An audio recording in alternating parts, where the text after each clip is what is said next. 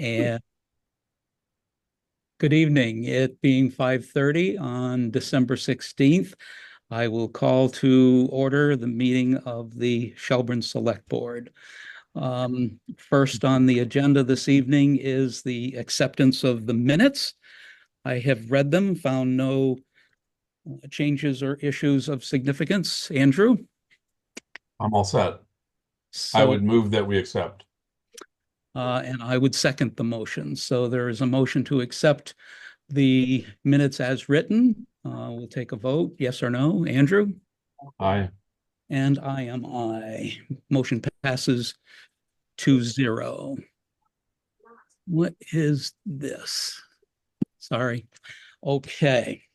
Department liaison reports. Would you like to start, Andrew, or I can if you're not Uh, quite ready? sure. No, I can start. I met with Jeff this morning for a brief update.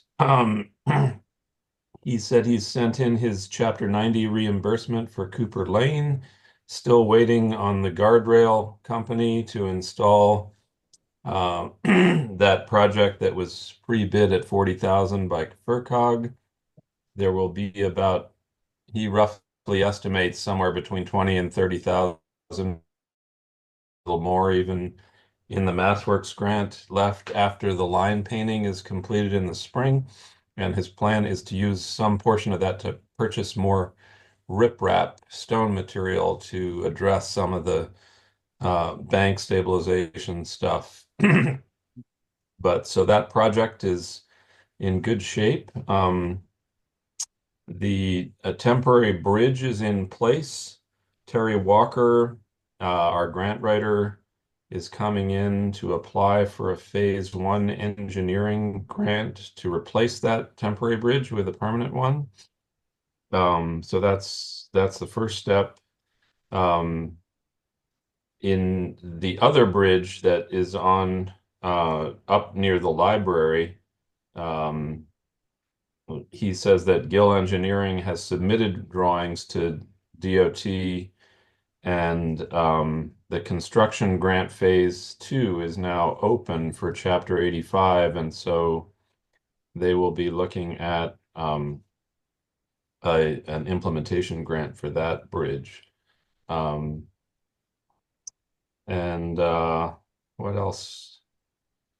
Oh, and he said he is exploring the rubberized permeable tree well material that will complete the Bridge Street project on the 24 tree wells between the bridge and Mechanic Street. Um, and I think Jeff and I will start working on looking at the budget in the next week or two. Um, Jeff did bring forward that the conversation has been ongoing about the overtime policy, and they would like to re-engage with the select board on that. So I said I would bring that to your attention, and we could invite Jeff in for another conversation about that if that's something you want to do. I would love to. Great.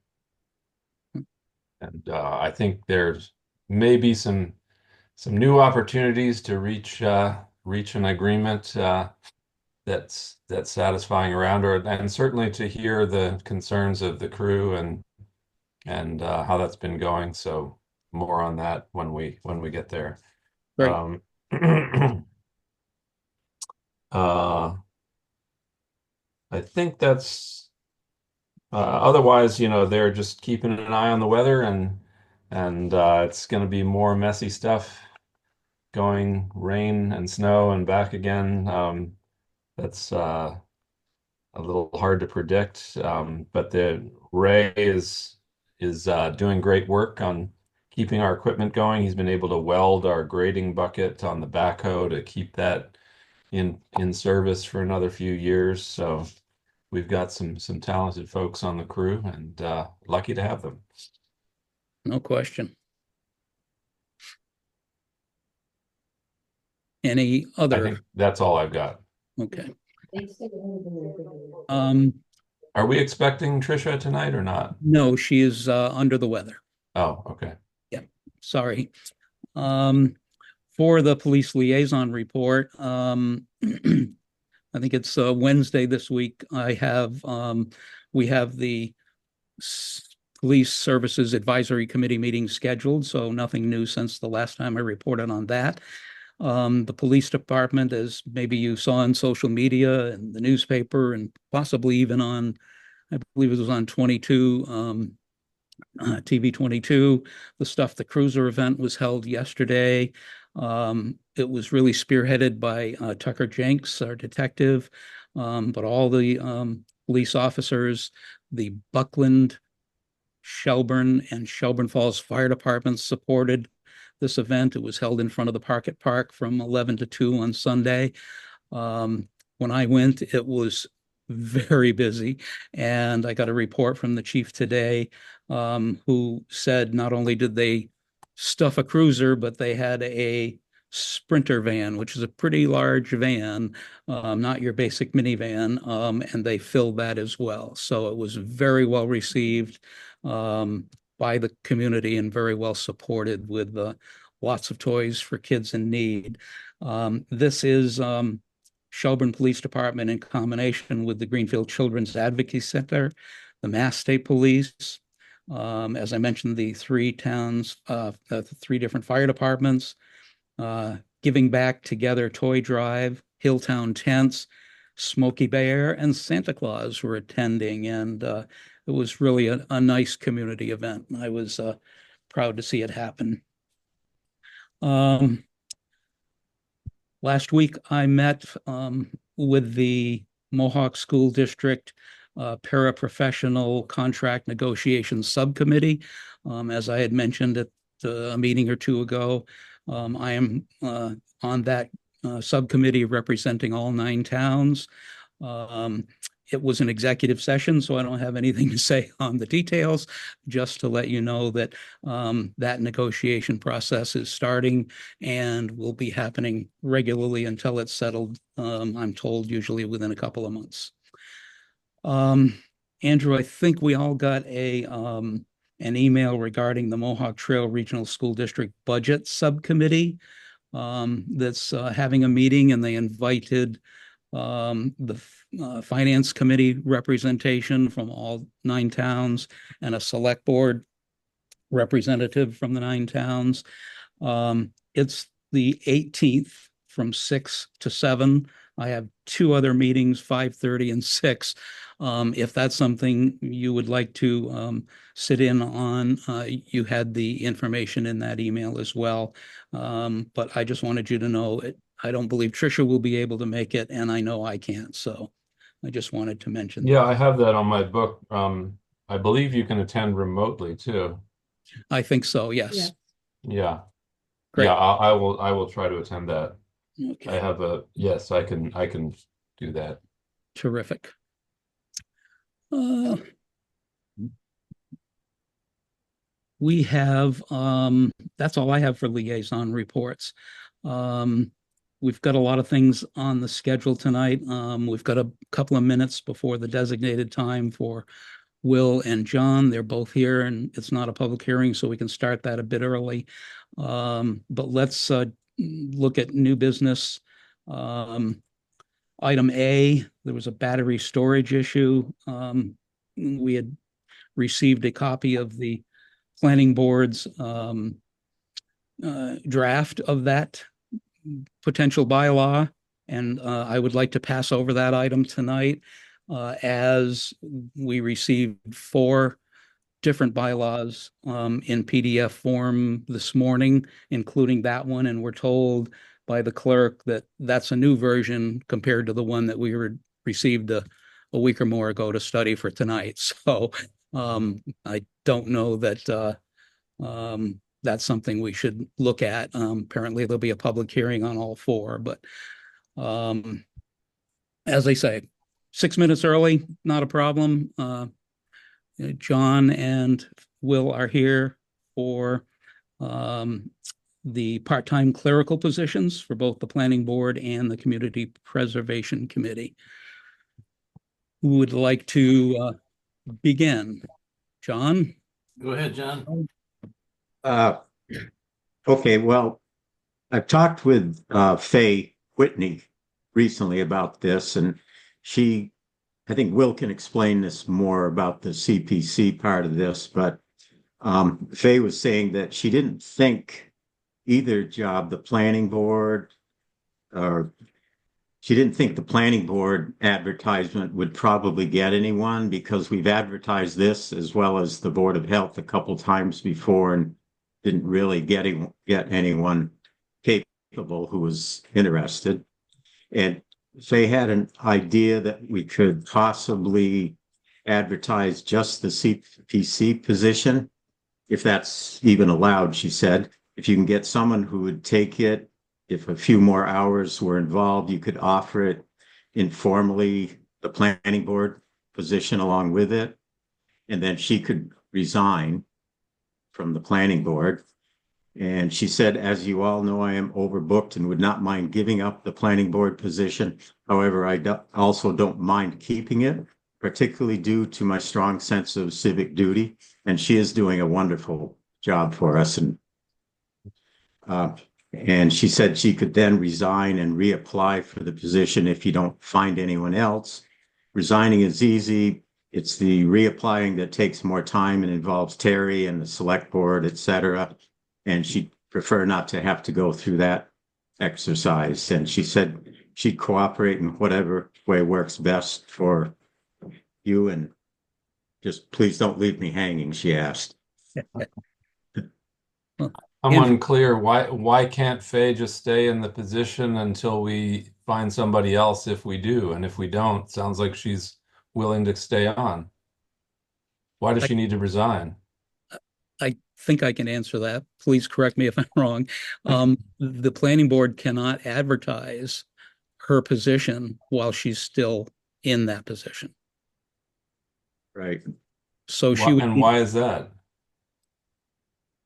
Mass general laws, apparently. Is that really true? Because I've seen lots of jobs that posted when people are still in them. I don't get that. Maybe when No, I mean, when this was first presented to me, I wanted to make sure that Faye was aware that her position would be advertised when she hadn't indicated that she was willing to step down or wanting to step down. So I had just said, well, Faye has to leave the position before you can advertise it.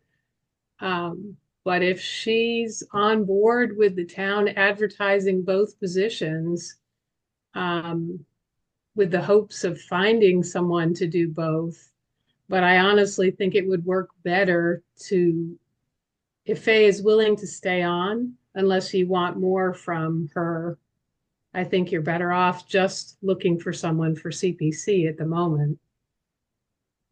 Well, I think the plan made sense since the job description for the clerk on the planning board, zoning board of appeals, and the proposed one for the community preservation committee are all the same, that it would make sense to go ahead, since it's been futile to try and previous ads for the planning board, try that ad for the CPC, and if you get a qualified candidate, proffer the prospect that they may be interested to do both and see what happens. But it's a lot of money to advertise, and that's still got to start somewhere.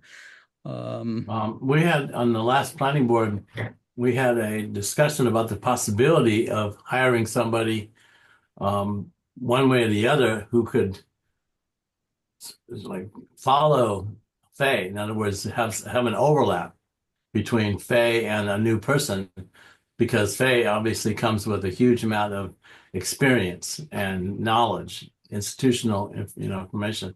So having somebody, like if we could get somebody to shadow her through from, between now and town meeting, that would help bring our, somebody up to speed and for the planning board. And I don't know how that works, if that's possible. But it's, it seems like you're I mean, the CPC, I'm here for the CPC because you all need to need to agree to hire somebody for the CPC. And so is it possible for you to agree to hire, a part-time, assistant to Faye? And Faye had also mentioned to me recently that this would be a really hard time for a new person to take over her job a couple months before public hearings and town meeting and things like that. Right. It would make it even tougher to find anyone who really knew what they were doing. And she's willing to stay on and for a But while longer anyway. my understanding is she's not interested in picking up the CPC work. No, she's No. she's Okay. trying to unload stuff. Yeah. Right.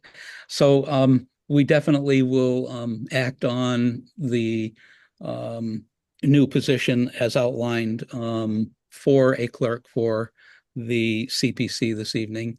But Andrew, I see you have a question. I just wanted to be on record to say I have no objection to there being an overlap between the outgoing and incoming planning board secretary. I think that makes a lot of sense.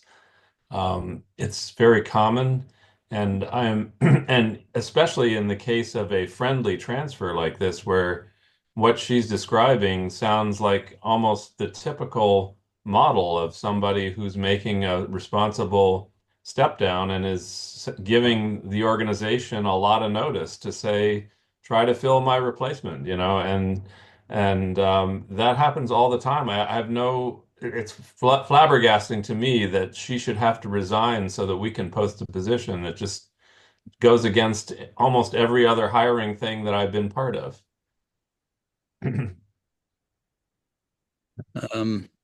All I can tell you is what has been presented to me, and I don't have a problem with the overlap as well. I think the two chairmen that are here this evening are on the same page. Correct me if I'm wrong, that you'd like to advertise the position for the CPC, see if you can get somebody with some qualifications and interest. And if they are, and they're a worthy candidate and they might be interested in the planning board position as well, then you can go ahead and pursue that. Do I have that correct? Yeah. Yes. Okay. Although, Yes. Building on what Andrew just said, is it actually possible for us to advertise for, let's say, an assistant clerk for the planning board now? So that we could actually, go for somebody who's looking for, 20 hours a month or whatever it is, between the two. And we could make it, But why not just advertise to replace Faye if she wants to be replaced? Well, we've tried that Well, and it's just unsuccessfully. too. We're looking for a new route. I'm just saying that it makes sense to me. I could be wrong, but have advertising for somebody to take two different roles that amounts to a bigger job might be more advantageous. We might actually get somebody who wants to do both rather than just one thing. That's fine. So- Yeah.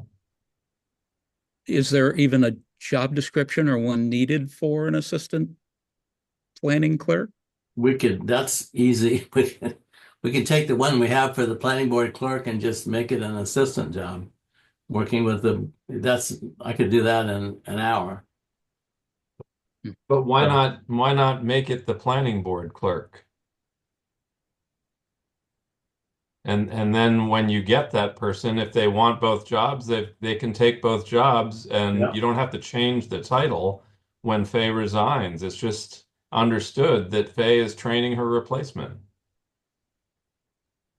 If you guys are in charge here, if you are okay with I hiring mean, somebody when you have a now, new executive director who comes in and overlaps for a month Yeah, I or know. so with somebody else, they don't call them the, assistant acting, right. executive director. That's fine. I'm okay with that. I'm just, however I mean, it seems to me that you have the power to decide to do whatever makes sense. That's Yeah. what I understand. And so, however it makes sense to you is okay, is great with me. Terry, do you have a different view of this matter? Up until a week or two ago, I wasn't sure how Faye felt. And I Uh-huh. didn't want this to move forward without Faye weighing in. Faye has stepped down from either the planning board or the zoning or Concom at least two, if not three times. And every single time we've not had people are interested, but they want 20 hours a week. So we never end up finding someone because the hours are so slight. So Faye will stay on. So we can advertise both positions. It's costly to do so for sure. And I'm not sure if we'll find someone. We found a really great candidate from Buckland. She was interested in both Board of Health and Planning Board, but it wasn't enough hours. So how many total hours, if we were to combine these two roles, would there be? Think right now, the planning board clerk is authorized for about 4 hours a week. I think it's 200 hours a year, which comes out to about 4 a week.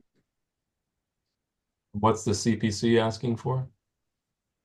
We actually have, because we're at the beginning stages, we have no idea how much time it's going to take.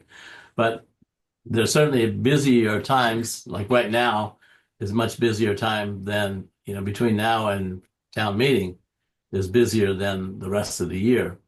But I'm guessing something on the order of, between 5 and 10, a month. Okay. So Fine. that's still, even if you put them both together, that's still not 10 hours a week. No. Um, But and people are and looking Terry, for you were 20 hours a saying, week. and do we have somebody in the health department clerking area or not?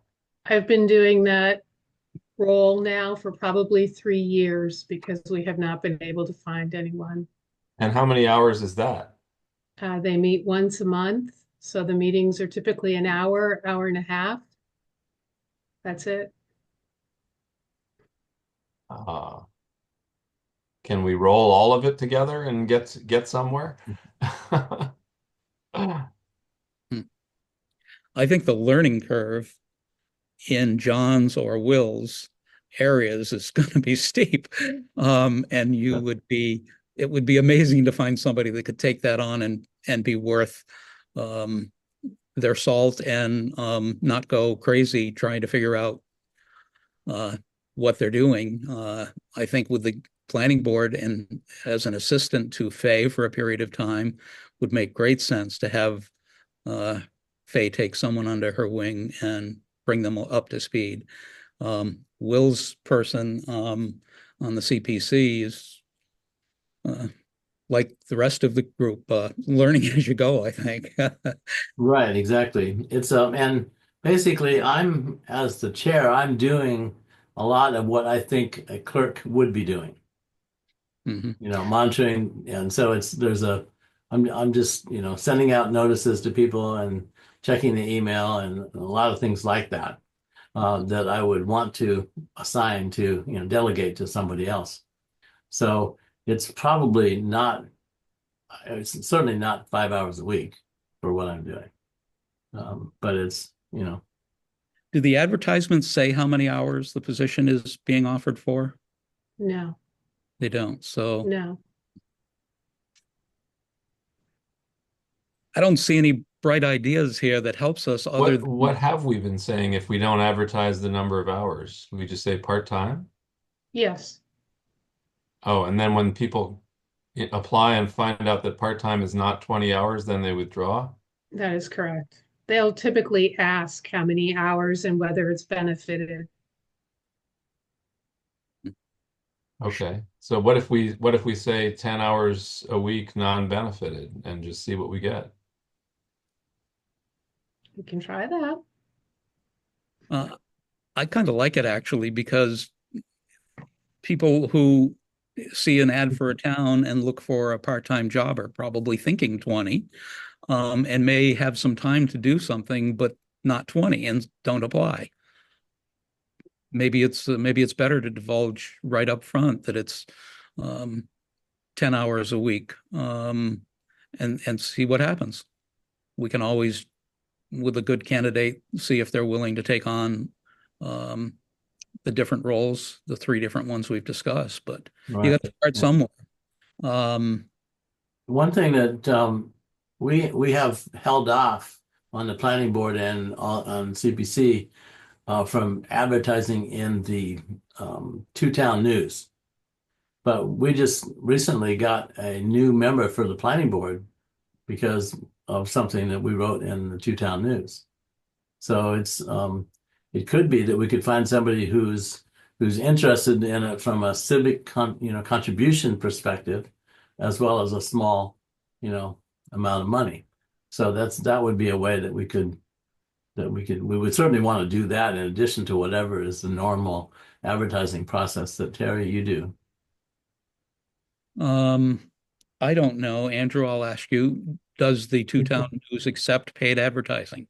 I think I know the answer, but We don't accept paid advertising, but if you could put it in the form of a community announcement, we could probably find a way to print it if it was a news item from the planning board. And that's right. And that's how we got our new planning board member. yeah. Right. right. So for the advertisement, are John and Will on the same page, look in agreement with us saying, yes, go ahead, and we'll approve a job description for the CPC and go ahead and advertise for that and see what happens in the other media that we use, the recorder and so on. Would you like that to happen? Yeah. Yes. Sure. Yeah. Okay. Then let's first look at taking a vote. Andrew, you did receive in your packet the job description, but you, with your 10 years of experience, have voted on approving this job description at least 2 other times I'm aware of, with the planning board and the zoning board of appeals. It's the exact same thing, just changing planning board to community preservation committee. Would you like to make a motion that we establish this position? Yes, so moved. And I second. It's been moved and seconded. Any further discussion? Hearing none, we'll take a vote. Andrew, yes or no? Aye. And I'm a yes. The motion passes 2 yes, no abstentions or negatives. So now we have an official job description for CPC. Andrew, any problem with just saying go for it, have Terry put the advertisement through for the CPC, take the action we discussed on an article type item for the two-town, and any objection to that? I just wanted to be clear on what we're doing. Are we all agreeing to advertise them as both together as a package or separately? I'm a little in the dark now. Just the CPC was my understanding. That's what I think. That's what I understood. Okay, so you don't want us to try to, John, you don't want us to try to re-advertise Faye's position? Well, when I talked with Faye, it seemed like it would make sense to advertise the CPC job and then just informally ask a person if they were willing to or looking to do more, that we might have another 4 or 5 hours if they wanted it. But yeah, exactly. Okay. And we could informally talk to them about the health board too. The health, right? Right. So it's now one thing to be aware of is that we have the budget of the CPC has $7,000 worth of administrative money, and so far we've spent about $600 of that, and we'll have some for the public hearing notice and things like that. But there is money for the advertising for CPC. Good. I think that's a fine strategy to try to see if you can get somebody and then nurture them along. Yeah. Right. Yeah. Right. And I think from talking with Faye Whitney, she's more than willing to help a new person learn what the job really is. Too. Right. So, Yeah. And the announcement that you write, Will, is there a problem with mentioning that there are other similar positions open as well, such as the planning board, or should we just leave it CPC in that version? I think to keep it clean, we should just do what we've decided to do and Perfect. then do the rest of it, once we have a person that we can talk to about it. Terrific. I don't believe we need to vote to authorize the advertisement, do we? No. Okay. So I think we're good. Excellent.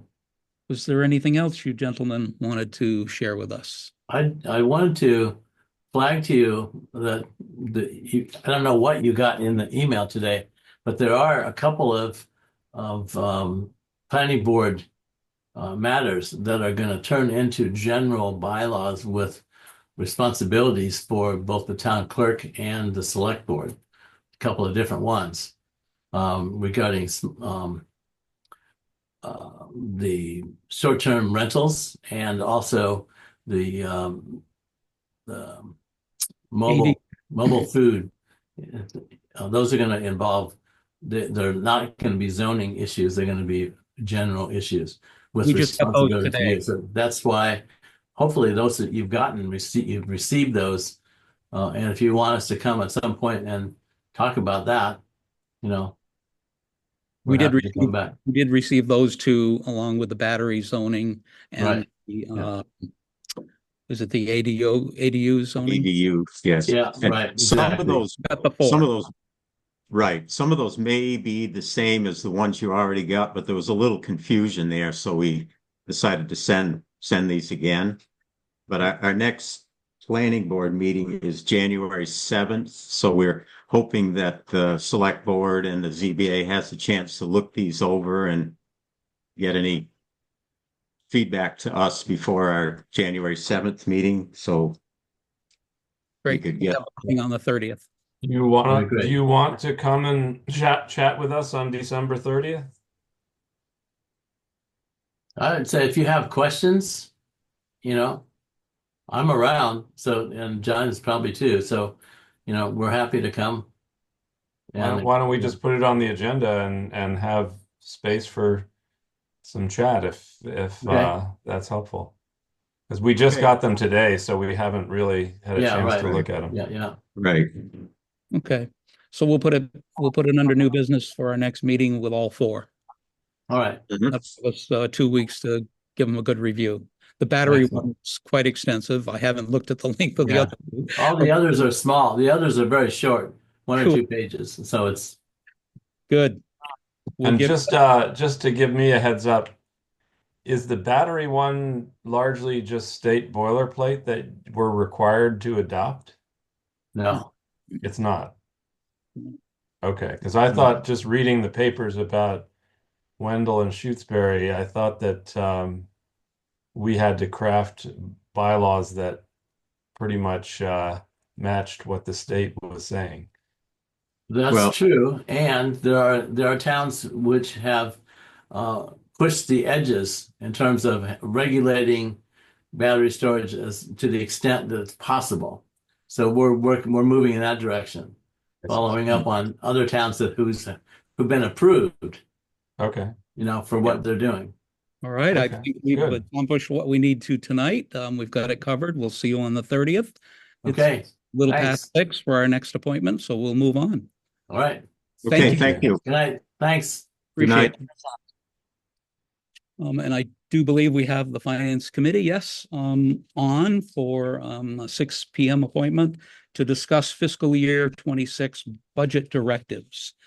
This is my first time dealing with this. Feel free to point me in the right direction. Terry and Andrew and Finance Committee if I get off track. My understanding is, I recall last year we did similar. We looked at salaries and a across the board percentage of increase. My understanding is we did 4% the last 2 years. Obviously, costs have significantly gone up. I think last year the Board of Health premium went up 8%. So the 4% was something less than 4% with that factor taken in, but I'd like to hear input from you, Andrew, if you'd like to start, or the Finance Committee. Well, I would just say, as a starting shot, the 4% was an attempt to more or less get to where the CPI was resting at that point, and not so much looking at inflation in particular buckets. I think that's the hope anyway, is that the CPI is gives you a kind of average cost of living adjustment needed to keep up with general inflation, even if, specific things like insurance might be higher than 4%, So that's the hope and the attempt anyway. Whether any of that is true is, you have to talk to different economists about that, I guess. Finance Committee, have any comments?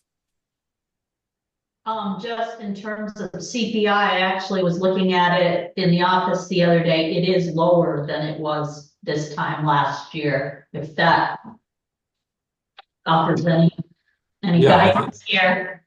I think the CPI is more in the neighborhood of 3% this year. Yep.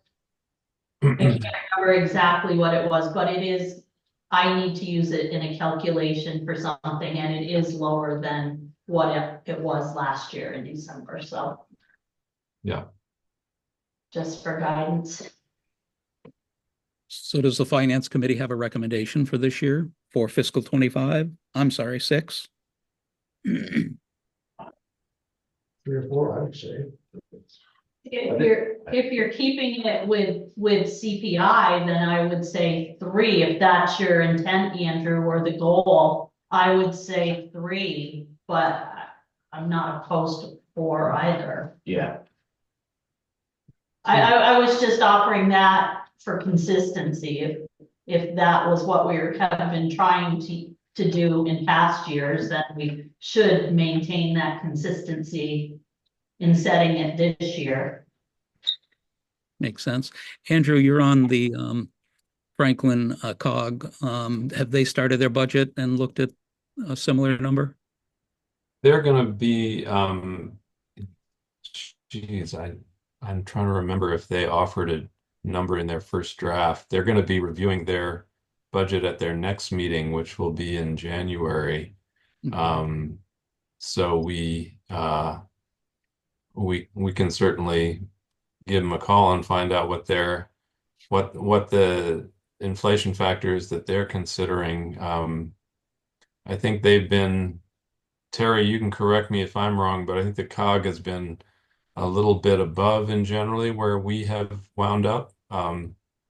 And in terms of how they've pursued their budgets. So I wouldn't be surprised if that trend continues. But we can certainly find out what that number is.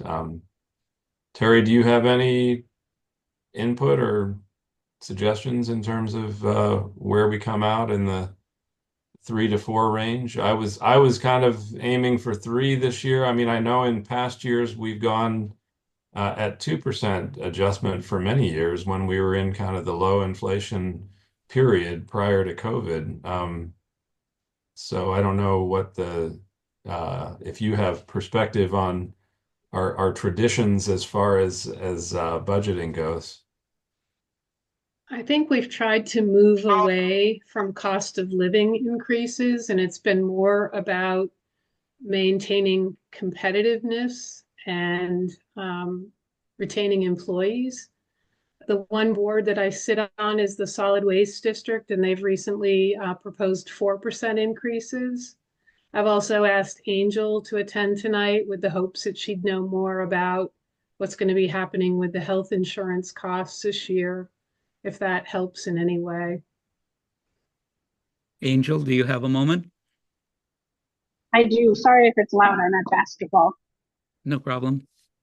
I don't, I'm gonna guess health insurance is gonna go up, but we don't meet until January to discuss what it will go up by. If I had to guess, I'm pretty sure last year, from FY24 to 25, it went up 8%. And I think they were saying it's going to go up again, but they weren't giving a percentage. And it's due to the price of prescription drugs mostly gone up a lot. So that's what's driving the cost for the health insurance. Great. Finance Committee, you guys are the numbers people. You have a quorum. Are you liking 3? You liking 4? Do we need to set it tonight, Terry, by the way? I did just look up in a newsletter that I got, in November, it was 2.6 was CPI.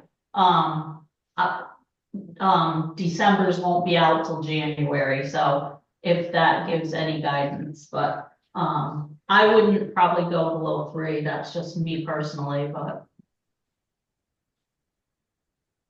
I think 3 is a consensus. I'm sorry, could you repeat that? I think 3 is a consensus.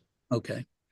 And Terry, we need to actually take action on that this evening and relay it to the different departments drawing up their budgets. Unless you want to wait until December 30th, it's up to you. But typically mid-December is when I get budget directives out. Andrew? Do we, can we give them a general guideline at this point and come to a final decision at our next meeting, or are you looking for a final number now? No, they can start working on their operating budgets, and I can tell them that, a salary increase will be determined by the 30th. Okay. Yeah, I mean, I think 3% is certainly fair if you're just looking at it in terms of CPI and cost of living. I think Terry's point about, looking through the lens of retention and competitiveness is certainly worth considering, and that might move me to 4%. So I don't know. I'd like to just think about that and talk with folks some more and come to a final decision if I don't know where you are with that, Rick, if you want to press for something final tonight or not. Well, I don't see a need to do that if we can go to the 30th, but it sounds like it would be nice to give them a starting point. Is there a way to suggest that they begin their budget with a 3% factor, which is what the Finance Committee consensus is recommending, and subject to final decision on the 30th after we hear from what you can find out from the COG? Yeah, that would be fine. And yeah, it might be nice to have Tricia have the opportunity to consider this also. So yeah. Okay. Consider that done then? Do we need a vote, Terry, for that suggestion, or a vote on the 30th? I guess as long as we have a final vote on the 30th, I can at least send notice out. Actually, if we could figure it out tonight, we may not be able to be at your meeting on the 30th, so I know I can't, so. We can, this number can change anytime until the budget is posted, until Warren is posted. We're just providing guidelines to our department's head to what number to use in preparing their budget. If in March we decide, well, we really should use 4%, we can go in and change the budget to 4%. But for our department heads now, just to give them some guidance so they know where to start, give them 3%. We can change I would agree with Jim, and just maybe move that we adopt a preliminary guideline of 3% for the time for budgeting purposes. I think that makes a lot of sense. That's what we're doing. Terry, I missed that. Oh, I just said, I think that makes a lot of sense. Perfect. I think that's a good idea. Then I second the motion. Been moved and seconded to set the increase this year at 3%. Any further discussion? Hearing none, we'll put the matter to a vote. Yes or no, Andrew? Yeah, my language that I moved was to set a preliminary guideline of 3%. Correct. And yes, okay. Yes, I vote yes on that. And I am yes as well. And we will take it up after we get the COG information on the 30th and see if it warrants change. If it does, we'll bring it back for another discussion. Sounds good. Thank you very much. Do we need to create a directive on operating budgets? Typically, we ask department heads to just create a realistic budget and justify it with the prior year or prior and current year's spending.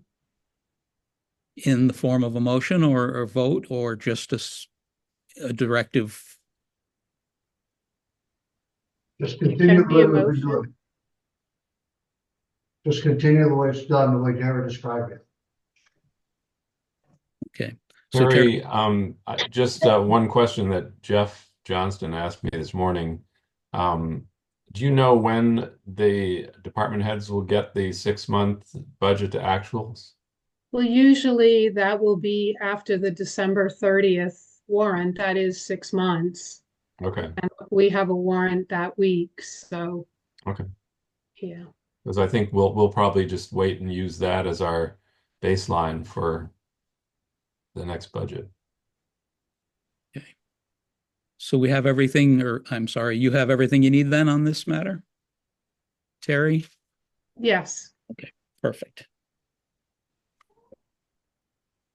Okay, where are we? We're on to old business, Memorial Hall Theater renovations phase 2.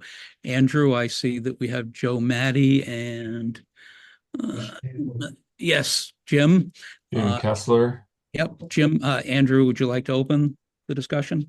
Sure. Yeah, we've, as you know, Rick, we've been working away here in our joint process in this partnership between the town and the Memorial Hall Association, and I think have had good success. We are now finalizing essentially 2 bid projects that we want to bring to a vote of the board to authorize the town to go forward with public bidding on what we're calling phase 2 of the capital renovation project of Memorial Hall Theater. Phase 1 was the complete rebuild of our 30-year-old elevator, which we used $110,000 in ARPA funding for. Phase 2 is roughly or fairly well spec'd out at about $400,000 to repair the tin ceiling, to repair the wooden floor, and to repaint the ceiling and walls. And to do all that once the seats have been removed. And then the seats will be put back new once that work on the shell of the interior is completed. So it'll be much more efficient to contract that work when there are no seats in the hall. And that's the general outline of phase 2. And we have our Memorial Hall Association has hired Joe Maddie to be our right-hand man in putting together this project. And so Jim and Joe can fill in the details from there if you want. Jim first. Okay, thank you. Yeah, we have asked for estimates for the work that Andrew described, and we think that we have enough funding to be comfortable beginning the bid process. That the town's not committed until we see the bids about what we're actually going to go forward with. But we feel comfortable going forward with what we now have, and there's a prospect for additional funding coming in between now and the time the work is actually done. So that will just sort of add to our ability to deal with any unforeseen problems or contingencies along the way. But the point now is to get the town's approval to go forward with the bidding process to make sure that that's accepted by the select board. Joe, is that a good summary of what we're asking? That sounds good. I would add that I put together drawings and specifications, which I believe the select board got copies of. Yes. And I have done an informal and a slightly more formal cost estimate, and Andrew was suggesting we were around 400. Based on a couple things that I've just recently learned, I would say we are at about 426 as a reasonable cost estimate for the work to be done. Great. And Rick, I would say probably the largest considerations that you probably have seen in the materials provided, and this is just for the public, our vast television audience, is that we, in the process of doing the redesign that Joe is proposing, we are proposing essentially to reduce the number of seats in the hall from the current 400 plus or so, including a lot of broken seats, and going to a design that will have, I think, 304 seats, plus about, what, 20 or 30 temporary seats. That's correct. So we will wind up with somewhere in the neighborhood of maybe 70 fewer seats than we have now. The reason for that and the plus side is that Joe's design is really aimed at making the viewing experience in the seats much better than it is now. So he's angled all the seats toward the stage, which is partly what reduces the number of them. And we have slightly wider aisles in between the seats. The seats will be staggered so that you look across somebody's shoulder rather than into the back of their head. And all of those things, I think, will make the theater experience better for people. And in addition, they'll be sitting not in a 100-year-old seat, but in a modern historic seat that looks actually remarkably similar to the one that's there, the ones that are there now, but is significantly more comfortable. I don't know if you've had a chance to look at the demo seat that we have up in the hall, but the Highland Seating Company that we're working with has brought one out that essentially for us to try out while we're deliberating. So that's essentially where we've got to in this process. There'll be ADA seating too, is I'm sure impact the total volume of seats as well. The answer is yes, I did view the seat. Is the fabric on that seat the choice, or was it a different? No, that's pretty much what we're aiming at. Yeah. Okay. And there were two stanchions. There was one on the chair and one laying on the seat. Right. We're actually only proposing a single, what they call a cast end aisle piece, or aisle standard. The one on the seat is sort of an attempt to replicate the main one in the hall. And when the committee met last week for our kind of final noodling about it, the general feeling was to just go with a single standard, rather than try to match the two. The second one that was lying on the seat was our closest attempt to replicate the side aisle standard. But our group is not recommending two different standards for the hall. We're just saying go with that single one that's on the seat. Okay. Yeah, I thought they were both fine. I did notice the one that was laying on top of the seat was definitely hearkened to the ones. There's two different sides. The center section is different from the ones on the edges. Right. It's very close, kind of a Art Deco almost kind of thing. Right. Very sharp. But I think the one on the display was very good as well. So, well, we have two motions that are being suggested. There were blanks for the cost to be inserted. Do we have numbers for that so that the motions can happen? We do, yeah. And these numbers are Well, in the case of the Omnia contract, which is a pre-bid contract that we have the ability to do, the total proposed number by Highland Seating is a little over $190,000. So we can and then the balance of it, the 430 or 40 or whatever, I mean the 230 or 40, that would be the balance of the projects would go out through a public bidding process that we would contract through FERCog to do for us. So that's the proposal is, and I think we want to just make the numbers loose enough that we can just go out to bid with them, essentially, to say we want to go out in a public bid in this cost range and see what we get back, you know. Well, I think that makes perfect sense, but we do need some number there, and the wording that you proposed Right. Is cost for these repairs is estimated at. Right. And I didn't have those numbers when I wrote that memo. So, Joe, do you want to suggest what we should go for tonight? I'm assuming you want to get this going. Yes. Yeah.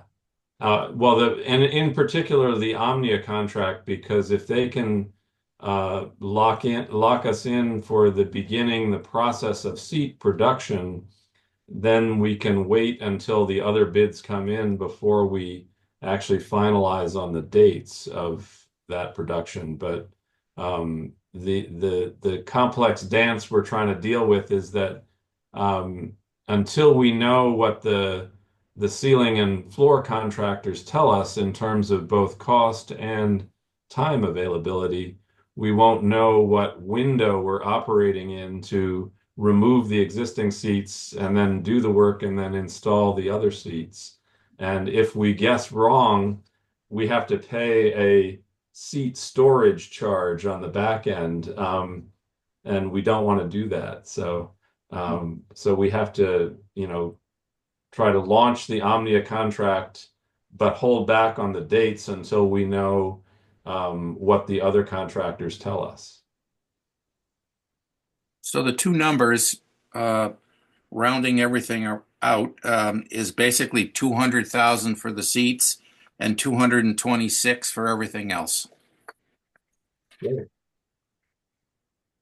Well, Rick, I'm happy to put forward those motions. The first one is to authorize the town to contract with FERCog to prepare bid specs for phase 2 projects of the Memorial Hall Theater Capital Campaign renovation project, including repair of the tin ceiling, repair of the floors, painting the ceiling and walls. Cost for these repairs is estimated at $226,000. The motion is moved. I will second the motion. Is there any further discussion? Hearing none, the matter to a vote. Andrew, yes or no? Aye. And I will vote yes as well. The motion passes 2-0. The second motion is to authorize the town to enter into an Omnia contract with Highland Seating. Actually, I should say Highland/Irwin Seating, because that's their parent company, I think, to remove the existing seats in Memorial Hall Theater and produce and install, I believe it's 304 new seats in the theater at a cost of approximately $200,000. motion is made. I will second. Any further discussion? Hearing none, we'll put the matter to a vote. Andrew? Aye. And I am yes. Motion passes 2-0. Mission accomplished. Great, thank you. Thank you very much. Great.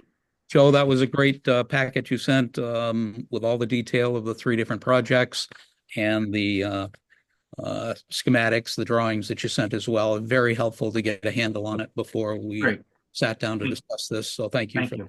Thank you. And Joe, Oh, since we got you here, I don't know if you saw the latest memo from Jane at Highland Seating, but she sent a little bit of more detail about how to proceed from here to the Omnia contract. Yes. So we can work on that. And then I'm assuming you will be in communication with Bob Dean about getting us moving in that direction. I sent him a note, an email, and asked for some time this coming week. I haven't heard from him. Okay, great. Yep. Well, thank you for keeping the wheels turning. Sure. Great. All right. Good job, y'all. Thank you. Thank you. Okay, new business. As I said, we're going to pass over the planning board battery energy storage because the one we received in time to study was changed and updated, and we got a packet of 4 that we'll deal with on the 30th. Item B is from Bob Dean, a review of the priority project list. And I think you have a copy of that as well, Andrew. This, according to Bob, was developed a few years ago and came up with projects that the town was interested in pursuing, at least in the perspective of the select board. He sent that back to us. Terry's added notes on many of them that we've had some action on or completed at this point. And he's looking for us to give us a fresh update. And the reason is that there are a new law signed in by Governor Healy that levels the playing field in grant applications for those towns who cannot provide the required matching funds. For this reason, since some grants may now be available to the town that were not before, they're asking us to update this list. Obviously, they are asking all the other towns as well so that they can make a case to see what they can help us out with. Andrew, I have assumed do I assume correctly that you've reviewed these? Do you have any thoughts on re-ranking them or act? Yeah, I have thought about them. I mean, I guess we are done with the police station generator, so that can come off the list, yeah. Yes. And solar, I am still very interested in. We have completed one good project well under budget, and I am somewhat skeptical about roof-mounted solar, but I'm certainly willing, since Tricia has done a lot of work on that, to be informed and maybe persuaded by the experts about that. I'm more interested actually in exploring ground-mounted solar in some other locations as a future way to get us away from propane and fossil fuels and stuff as we move farther into this climate warming century. So I would strongly want to keep those options on the table, and certainly to go through a planning process that would involve all the citizens in thinking about that together.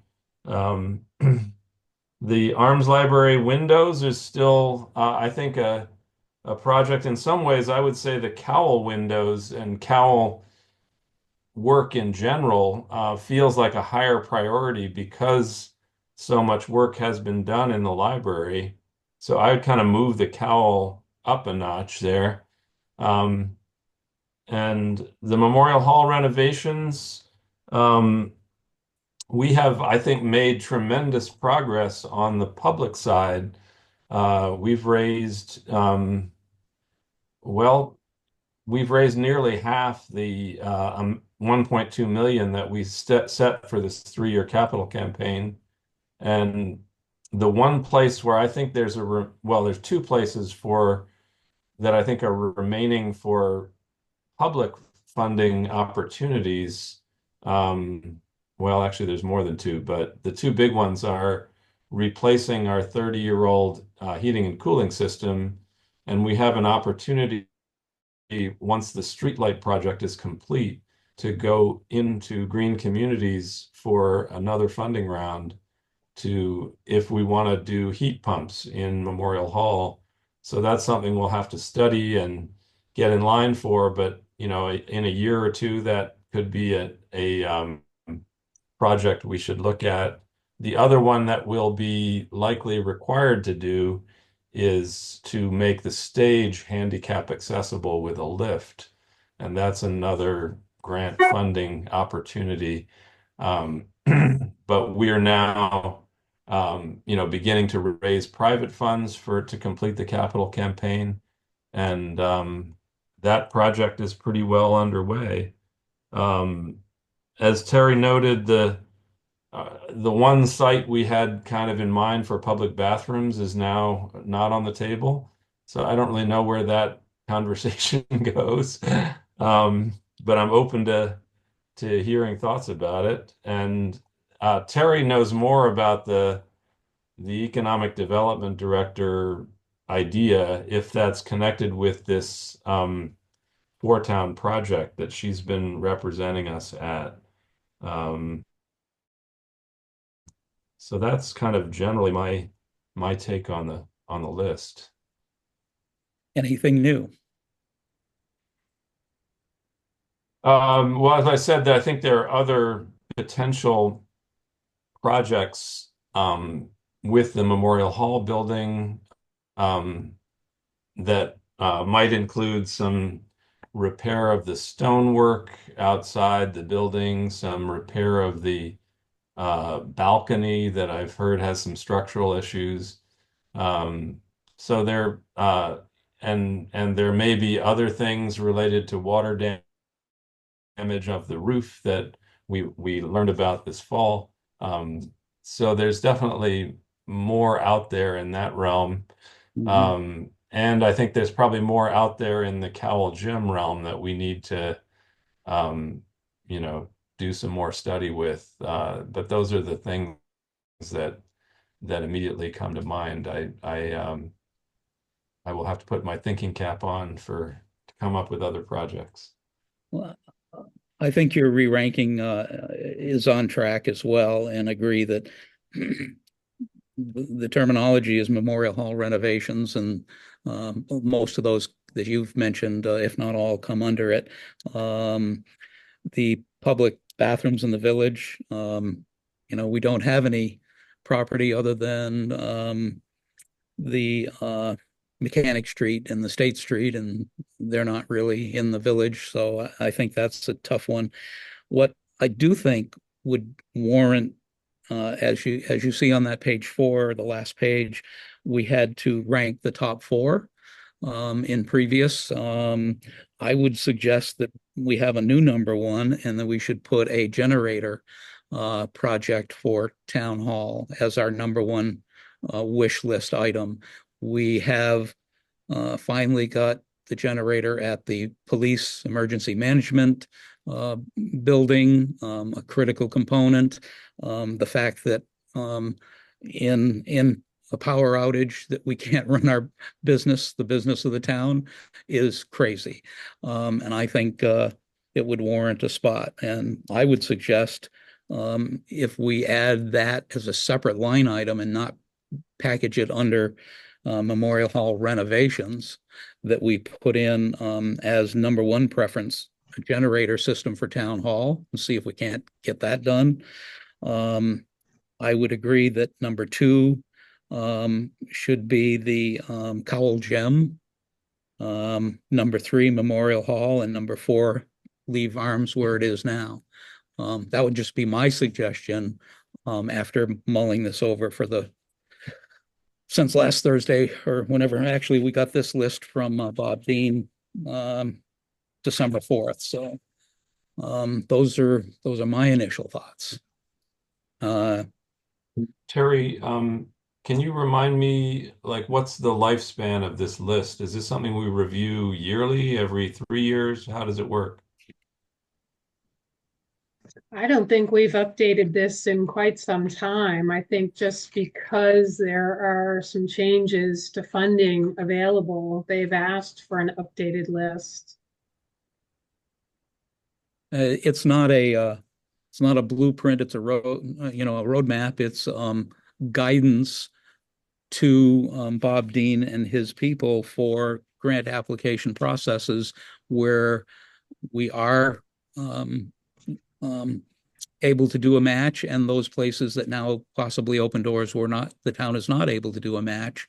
and give them some guidance that they'll pool all of the towns they represent in and weigh them and make their pitches. So I think it's a matter of input, not a declaration of what we want, hard and Right. fast. Okay. I was thinking of being sort of comparable to the what is the name of that county list that we put our infrastructure projects on? Yeah, Um, I can't recall it either, but you know what I'm talking about, Terry, the tip Yes, list or the whatever. Delta Yeah. District Local Technical Assistance. No. The tip list, I think, is what you put your big projects on. Oh, okay. Um, yeah, but anyway, I remember that's a different thing. Yeah. And I think that's every 5 years or something that they revisit the tip list or something. But anyway, Rick, I like the shape of what you described. I have one sort of thought or question about the generator, and I think a second generator is a good idea. The only question I have, based on the tabletop exercise that we both went to the earlier this fall about looking at major disaster planning and power outages and all that kind of stuff, is whether or not we wanted the Cowell Gym to be generatorized as a potential emergency evacuation site or not. And that, potentially, especially if there's nobody in the office downstairs, that could be a remote work from home or work away from the office option for town hall workers if they had to evacuate from the downtown. But that's my only thought, is just thinking about how do generators and disaster planning and all that sort of fit together, because in some scenarios, the downtown could be underwater and we would need a different place to conduct town business.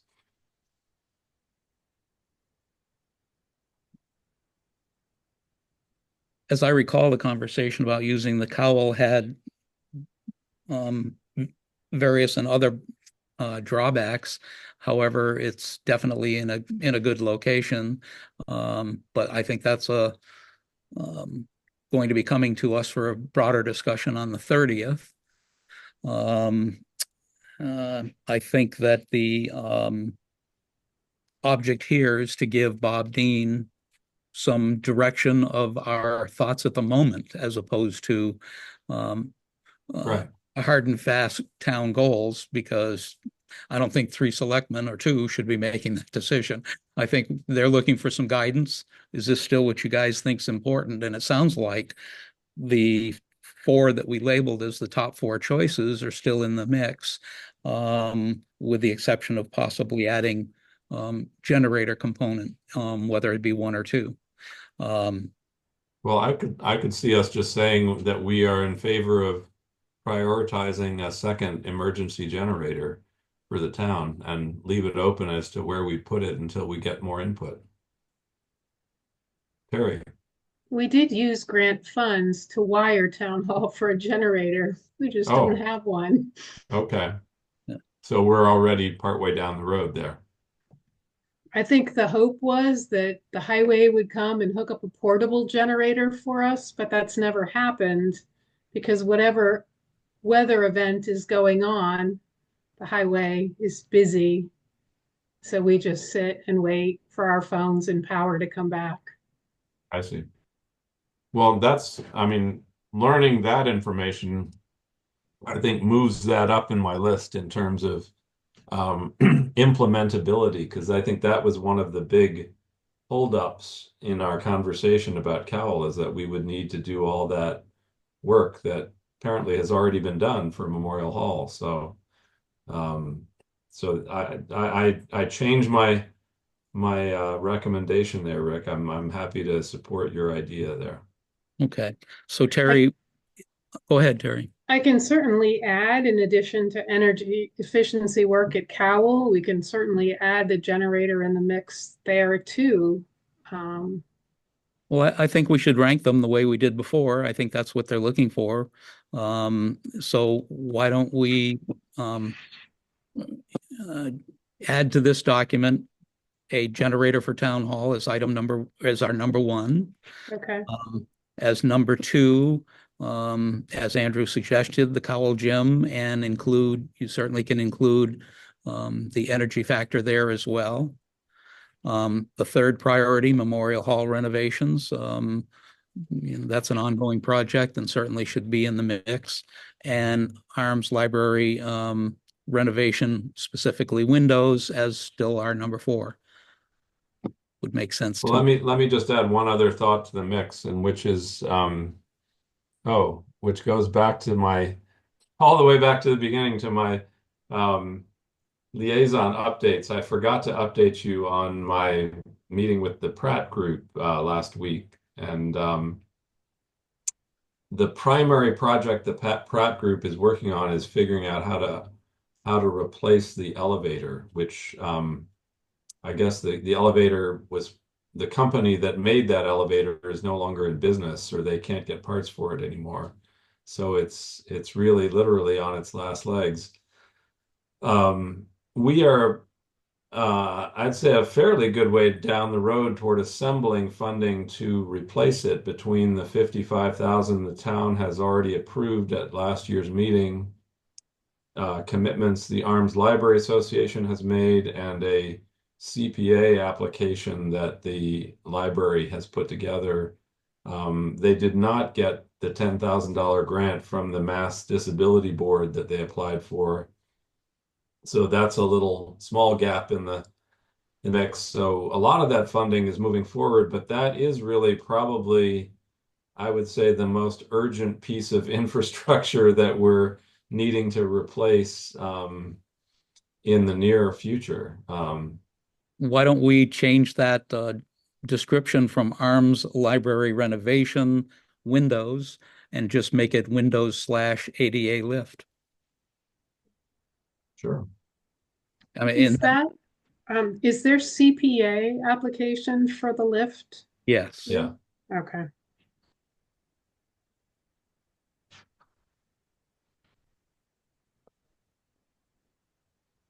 Okay. We're good? Good. Alcohol Beverage Control Commission, seasonal population vote. That document is apparently an annual estimate of the seasonal population increase. It's a Yes. form filed with the Alcoholic Beverage Control Commission, estimated to be less than 500. I've reviewed the document. I have no problem signing it. And Andrew, have you reviewed it? Any problem signing it? Yes. Do you need a motion to that effect or not? I do. Okay. I would move that we approve the population estimate provided by the Alcohol Beverage Control Commission. And I will second. Any further discussion? Hearing none. Andrew? Aye. And I am aye. Passes unanimously 2-0. I suspect Andrew will be signing warrants and this document on Wednesday alone. So I hope you're able to, if it's ready Wednesday, usually. Yes. I doubt Tricia is going to be able to sign warrants this week. So That's fine. I can do that. both of us need to get that done. Terrific. Winter parking ban. Apparently, as we heard, there were 4 vehicles that were towed at the last snowstorm.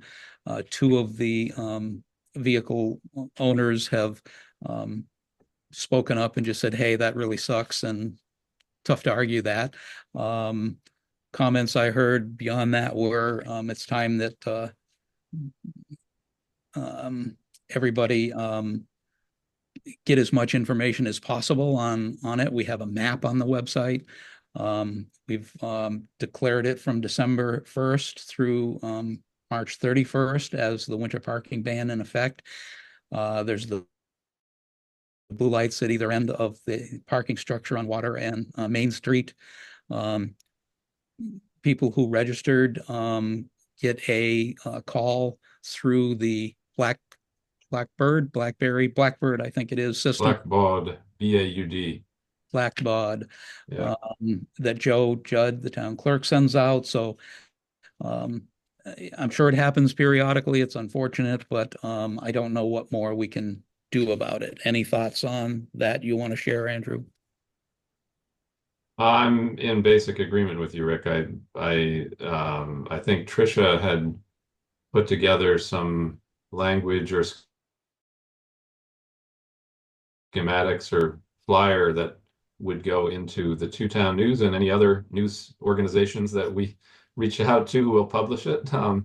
And that would be another way of getting word to some people. But I think that the unfortunate challenge is that the people who were impacted this time around are tenants who live on apartments that face onto Bridge Street, and who have limited parking options. And my hope is that when they rent a place there, that the landlord gives them some heads up about parking. But I think that the sad reality is that you probably learn that lesson, and you only need one lesson, because I don't think you ever forget getting towed. No question. I do agree with you. The landlords, we would certainly hope.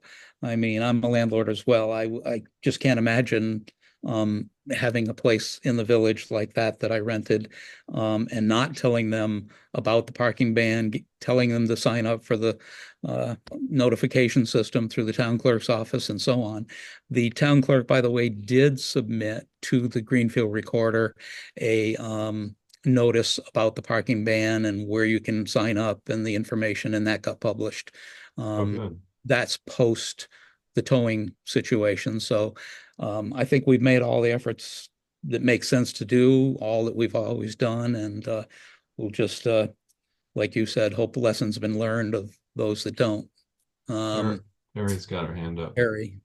I just wanted to mention that 2 of the 4 tenants are asking that the town pay their towing bill. And I will be sending them a letter with the board's support that we don't have a mechanism for refunding people who are towed. It was a result of a violation of a town bylaw, and it's unfortunate that their landlord didn't inform them. Yeah, I would agree with that. I think that's where that goes. Yep. I think you have our approval to send that to them. Okay. Terrific. Arms Library custodial position, Davis Bates. And Davis sent this looks like an email to us with an overview. 3 hours a week. Full application is here.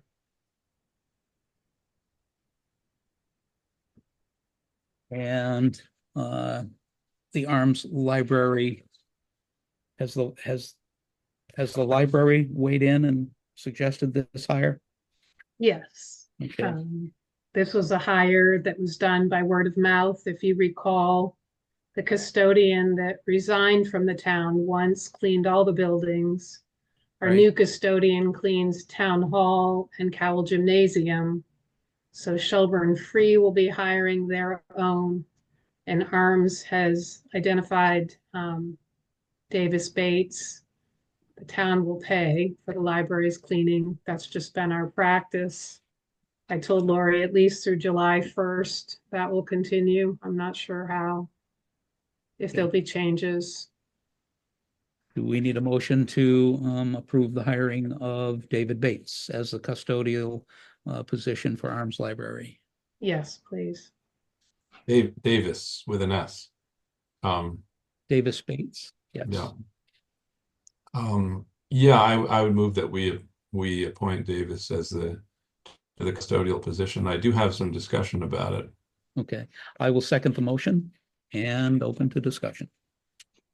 One, just to go back to the Pratt committee, we have spent the last couple of meetings in lengthy discussion about how to conceptualize the responsibilities of the various parties to maintain the building.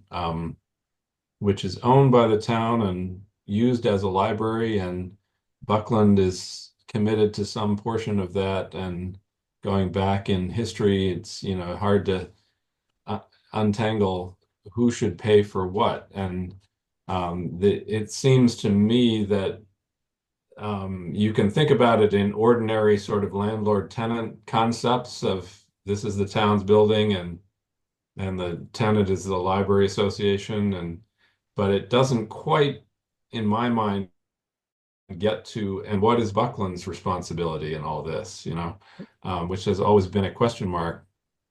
And one way to conceptualize it is, I'd be more comfortable discussing this if we put it on the agenda for the 30th. That I think we've gone beyond hiring someone. right. No, I'm trying to get to the punchline here, which is Okay. that one of the places where I think there is a way to conceptualize the three-part responsibility for the library is in where on the building, people tracking mud into the building that needs to be cleaned up or whatever. That seems like a joint responsibility of all three entities.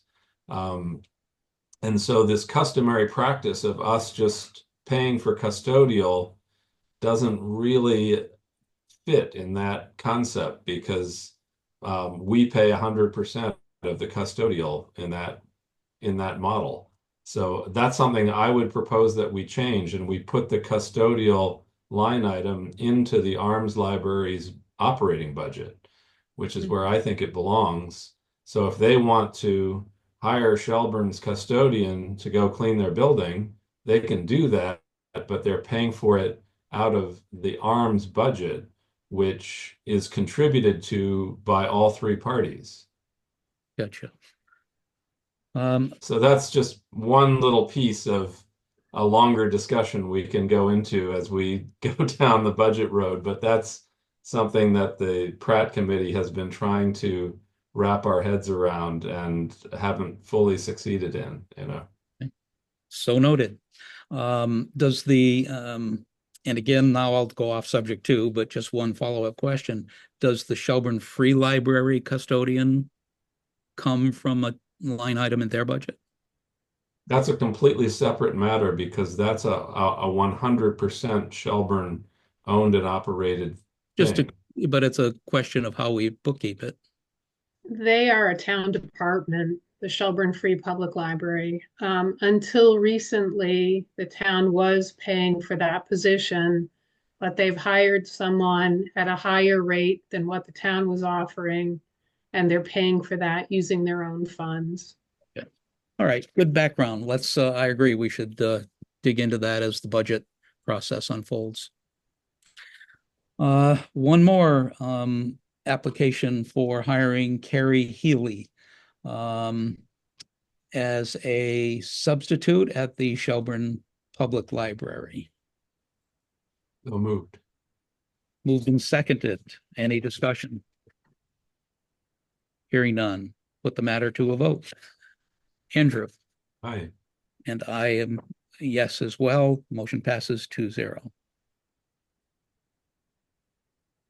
Any other business? Only item under that category at the moment is our next meeting on December 30th. Hopefully Tricia will be back with us for that. Any other business that I'm unaware of? I just have one quick item. Placed a service call for the Cowell Gym elevator last week. The cleaning person reported that the motor was running continuously and there was a smell of hydraulic fuel in the car. So the technician came out on Thursday, said that it was the original hydraulic oil, and the motor's running more and more just to keep it warm as the elevator tries to keep up with the colder temperatures. So the service call cost $500. There was no real problem, but they're recommending that we have the hydraulic oil changed and the drum that holds the oil scraped and cleaned. And so the estimate I got today was $4,900. And in speaking with the elevator company, they understand it's a huge hit.